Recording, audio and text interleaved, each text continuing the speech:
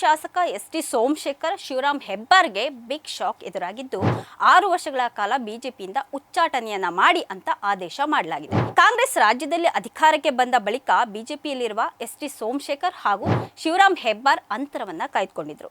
ಪಕ್ಷ ವಿರೋಧಿ ಚಟುವಟಿಕೆ ಆರೋಪದಲ್ಲಿ ಯಲ್ಲಾಪುರ ಕ್ಷೇತ್ರದ ಶಾಸಕರಾದಂತಹ ಶಿವರಾಮ್ ಹೆಬ್ಬಾರ್ ಹಾಗೂ ಯಶವಂತಪುರ ಕ್ಷೇತ್ರದ ಶಾಸಕರಾದಂತಹ ಎಸ್.ಟಿ. ಸೋಮಶೇಖರ್ ಅವರನ್ನ ಬಿಜೆಪಿ 6 ವರ್ಷಗಳ ಕಾಲ ಪಕ್ಷದಿಂದ ಉಚ್ಚಾಟನೆ ಮಾಡಿ ಅಂತ ಆದೇಶವನ್ನ ಹೊರಡಿಸಿದೆ. ಶಿವರಾಮ್ ಹೆಬ್ಬಾರ್ ಅವರು ಪಕ್ಷದ ನಿರ್ಧಾರವನ್ನ ಸ್ವಾಗತ ಮಾಡ್ತೇನೆ, ಶೀಘ್ರದಲ್ಲಿಯೇ ಸುದ್ದಿಗೋಷ್ಠಿಯನ್ನ ನಡೆಸಿ ಎಲ್ಲವನ್ನ ಹೇಳ್ತೇನೆ ಅಂತ ಹೇಳಿದ್ದಾರೆ. ಪಕ್ಷದ ವಿರುದ್ಧ ನಾನು ಮಾತನಾಡೋದಕ್ಕೆ ಕಾರಣ ಏನು ಅಂತ ಕೂಡ ಹೇಳ್ತೇನೆ. ಯಾವುದೇ ಸಭೆ ಸಮಾರಂಭಗಳಿಗೆ ನನ್ನನ್ನ ಕರೀತಾ ಇರಲಿಲ್ಲ. ಹೀಗಿರುವಾಗ ನಾನಾಗಿಯೇ ಹೋಗುವಂತಹ ಜಾಯಮಾನ ನನ್ನದಲ್ಲ. ಪಕ್ಷದಿಂದ ಉಚ್ಚಾಟನೆ ಮಾಡಿದ್ದಕ್ಕೆ ಬಿಜೆಪಿಗೆ ಆಗುವಂತಹ ನಷ್ಟದ ಬಗ್ಗೆ ಅವರು ಯೋಚನೆ ಮಾಡಿ, ನನ್ನ ಮುಂದಿನ ನಡೆ ಬಗ್ಗೆ ಕೂಡ ಕಾದು ನೋಡಿ ಅಂತ ಹೇಳಿದ್ದಾರೆ.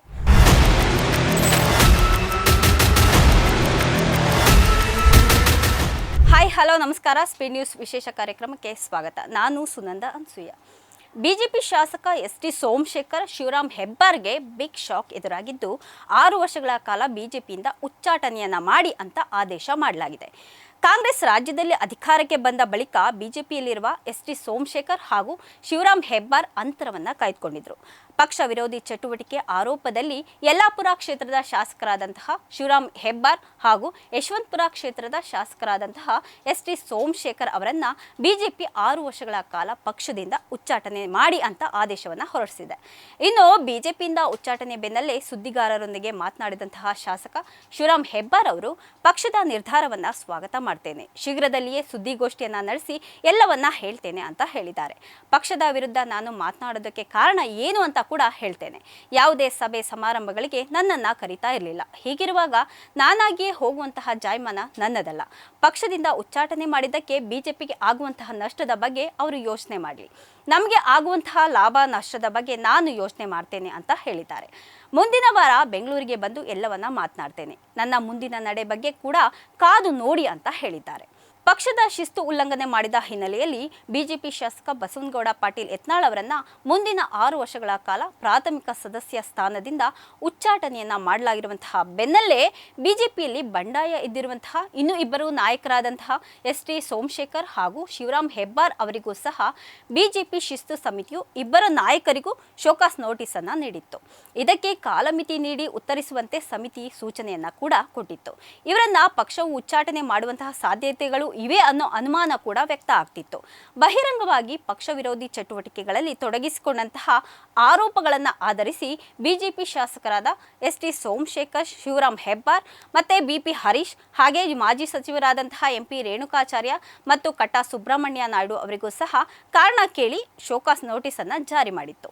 72 ಗಂಟೆಗಳೊಳಗೆ ಆರೋಪಗಳ ಬಗ್ಗೆ ಉತ್ತರ ನೀಡಬೇಕು, ಗಡುವಿನೊಳಗೆ ಉತ್ತರ ನೀಡದಿದ್ರೆ ಸೂಕ್ತವಾದಂತಹ ಕ್ರಮವನ್ನು ಜರುಗಿಸಲಾಗುತ್ತೆ ಅಂತ ಆದೇಶದಲ್ಲಿ ಸೂಚನೆಯನ್ನ ಕೊಟ್ಟಿದ್ರು.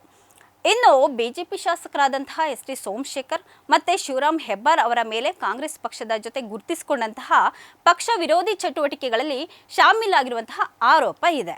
ಹರಿಹರದ ಬಿಜೆಪಿ ಶಾಸಕರಾದಂತಹ ಬಿ.ಪಿ. ಹರೀಶ್ ಅವರು ಬಿಜೆಪಿ ಹಿರಿಯ ಶಾಸಕ ಬಸವನಗೌಡ ಪಾಟೀಲ್ ಯತ್ನಾಳ್ ಬಣದಲ್ಲಿ ಗುರುತಿಸಿಕೊಂಡು ರಾಜ್ಯ ಬಿಜೆಪಿ ಅಧ್ಯಕ್ಷ ವಿಜಯೇಂದ್ರ ವಿರುದ್ಧ ಆಕ್ಷೇಪಾರ್ಹ ಟೀಕೆಗಳನ್ನ ಮಾಡ್ತಾ ಇದ್ರು. ಬಿ.ವೈ. ವಿಜಯೇಂದ್ರ ಅವರ ಬಣದಲ್ಲಿ ಗುರುತಿಸಿಕೊಂಡಿರುವಂತಹ ಮಾಜಿ ಸಚಿವ ಎಂ.ಪಿ. ರೇಣುಕಾಚಾರ್ಯ ಮತ್ತು ಮಾಜಿ ಶಾಸಕರಾದಂತಹ ಕಟ್ಟಾ ಸುಬ್ರಹ್ಮಣ್ಯ ನಾಯ್ಡು ಅವರಿಗೂ ಸಹ ಪಕ್ಷ ವಿರೋಧಿ ಚಟುವಟಿಕೆಗಳ ಆರೋಪಗಳ ಮೇರೆಗೆ ಬಿಜೆಪಿ ಕೇಂದ್ರ ಶಿಸ್ತು ಸಮಿತಿ ಶೋಕಾಸ್ ನೋಟಿಸ್ ಅನ್ನ ನೀಡಿ 72 ಗಂಟೆಗಳ ಅವಧಿಯಲ್ಲಿ ಉತ್ತರ ಕೊಡುವಂತೆ ಸೂಚನೆಯನ್ನ ನೀಡಿತ್ತು. ಚಿತ್ರರಂಗದ ಕೆಲವು ನಟ ನಟಿಯರ ನಟ್ಟು ಬೋಲ್ಟು ಟೈಟ್ ಮಾಡಬೇಕು ಅನ್ನೋ ಡಿಸಿಎಂ ಡಿ.ಕೆ. ಶಿವಕುಮಾರ್ ಹೇಳಿಕೆಯನ್ನ ಸಚಿವ ಎಸ್.ಟಿ. ಸೋಮಶೇಖರ್ ಅವರು ಸಮರ್ಥನೆ ಮಾಡಿಕೊಂಡಿದ್ರು. ಡಿ.ಕೆ. ಶಿವಕುಮಾರ್ ಯಾವುದನ್ನು ಸಹ ಸುಮ್ಮನೆ ಹೇಳೋದಿಲ್ಲ, ಏನಾದರೂ ಹೇಳಿದ್ದಾರೆ ಅಂದ್ರೆ ಅದು 100% ಸರಿ ಇರುತ್ತೆ ಅಂತ ಹೇಳಿದ್ರು. ಈ ಬಗ್ಗೆ ಮಾತನಾಡಿದಂತಹ ಅವರು ಕನ್ನಡ ಚಿತ್ರರಂಗದ ಕೆಲ ವಿಧಾನದಲ್ಲಿ ದಿಮಾಕು ಹೆಚ್ಚಾಗಿದೆ, ಅಂತವರಿಗೆ ಸರ್ಕಾರ ನಟ್ಟು ಬೋಲ್ಟ್ ಟೈಟ್ ಮಾಡಲೇಬೇಕು, ಆಗ ಆದರೂ ಸಹ ಅವರ ಹಾರಾಟ ಕಡಿಮೆ ಮಾಡ್ತಾರೆ. ಇದು ಯಾರು ಕರೆಕ್ಟ್ ಇರ್ತಾರೋ ಅವರಿಗೆ ಅದು ಎಫೆಕ್ಟ್ ಆಗೋದಿಲ್ಲ ಅಂತ ಹೇಳಿದ್ರು.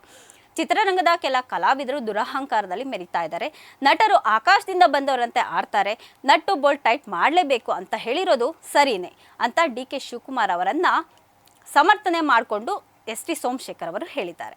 ಇನ್ನು ಮುಂದುವರೆದಂತೆ ಡಿ ಕೆ ಶಿವಕುಮಾರ್ ಯಾರನ್ನು ಸಹ ಅವಮಾನ ಮಾಡಿ ಮಾತನಾಡೋದಿಲ್ಲ ಅಂತ ಡಿ ಕೆ ಹೇಳಿಕೆಯನ್ನ ಸಮರ್ಥನೆ ಮಾಡ್ಕೊಂಡಿದ್ದಾರೆ.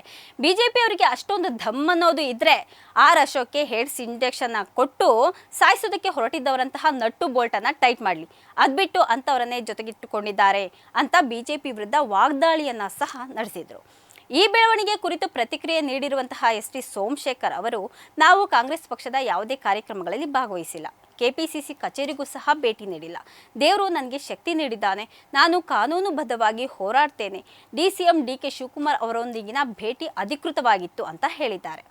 ಡಿ ಕೆ ಶಿವಕುಮಾರ್ ಕೇವಲ ಕೆಪಿಸಿಸಿ ಅಧ್ಯಕ್ಷರಷ್ಟೇ ಅಲ್ಲ, ಅವರು ಉಪಮುಖ್ಯಮಂತ್ರಿ ಮತ್ತು ಬೆಂಗಳೂರು ಅಭಿವೃದ್ಧಿ ಸಚಿವರಾಗಿದ್ದಾರೆ. ನನ್ನ ಕ್ಷೇತ್ರ ಅವರ ಅಡಿಯಲ್ಲಿ ಬರುತ್ತೆ, ಆದ್ರಿಂದ ನಾನು ಅವರನ್ನ ಭೇಟಿ ಆಗ್ತಾ ಇರ್ತೇನೆ. ಮುಖ್ಯಮಂತ್ರಿ ಹಾಗೂ ಇತರ ಸಚಿವರನ್ನ ಸರ್ಕಾರಿ ಕಾರ್ಯಕ್ರಮಗಳಲ್ಲಿ ಭಾಗಿಯಾಗಿದ್ದೇನೆ ವಿನಃ ಅವರ ಪಕ್ಷದ ಕಾರ್ಯಕ್ರಮಗಳಲ್ಲಿ ಅಲ್ಲ. ನನ್ನ ಕ್ಷೇತ್ರದ ಹಣ ಕೇಳೋದಕ್ಕೆ ಸರ್ಕಾರದ ಬಳಿ ಹೋಗೋದ್ರಲ್ಲಿ ತಪ್ಪೇನಿದೆ? ಸರ್ಕಾರ ಬೆಂಗಳೂರು ಶಾಸಕರೊಂದಿಗೆ ಬಜೆಟ್ ಪೂರ್ವ ಸಭೆಯನ್ನ ಕರೆದಿತ್ತು, ಆದರೆ ಉಳಿದವರು ಯಾರೂ ಹಾಜರಾಗಿರಲಿಲ್ಲ. ನನ್ನ ಕ್ಷೇತ್ರಕ್ಕೆ ಅನುದಾನ ಬೇಕು ಅಂತ ನಾನು ಹೋಗಿದ್ದೆ. ಪಕ್ಷಕ್ಕೆ ಮುಜುಗರ ಉಂಟು ಮಾಡಿಲ್ಲ ಅಥವಾ ಯಾವುದೇ ಬಿಜೆಪಿ ನಾಯಕನ ವಿರುದ್ಧ ಹೇಳಿಕೆಯನ್ನು ಸಹ ನೀಡಿಲ್ಲ. ವಿರೋಧ ಪಕ್ಷವಾಗಿ ಬಿಜೆಪಿ ವಿಫಲ ಆಗಿದೆ. ಶೋಕಾಸ್ ನೋಟಿಸ್ನಲ್ಲಿ ಪಕ್ಷದ ಹೈಕಮಾಂಡ್ ನನಗೆ ಕೆಲವೊಂದು ಪ್ರಶ್ನೆಗಳನ್ನು ಕೇಳಿತ್ತು. ನಿಗದಿತ ಸಮಯದೊಳಗೆ ಉತ್ತರ ಬೇಕು ಅಂತ ಹೇಳಿತ್ತು. ನಾನು ಯಾವುದೇ ತಪ್ಪು ಮಾಡಿಲ್ಲ, ಪಕ್ಷದ ವಿರೋಧಿ ಹೇಳಿಕೆಗಳನ್ನು ಸಹ ನೀಡಿಲ್ಲ ಅಥವಾ ಕಾಂಗ್ರೆಸ್ ಸಭೆಗಳಲ್ಲಿ ಭಾಗವಹಿಸಿಲ್ಲ. ನನಗೆ ಅನ್ಯಾಯ ಆಗಿದೆ. ಪಕ್ಷದ ಹೈಕಮಾಂಡ್ಗೆ ಪತ್ರ ಬರೆದು ಎಲ್ಲವನ್ನ ವಿವರ ಕೊಟ್ಟಿದ್ದೇನೆ. ವಿವಿಧ ಕಾರಣಗಳಿಂದಾಗಿ ನಾನು ಮೌನವಾಗಿದ್ದೇನೆ ಅಷ್ಟೇ. ಪಕ್ಷದಲ್ಲಿನ ಬೆಳವಣಿಗೆಗಳಿಂದ ನನಗೆ ನೋವಾಗಿದೆ ಅಂತ ಹೇಳಿದ್ದಾರೆ.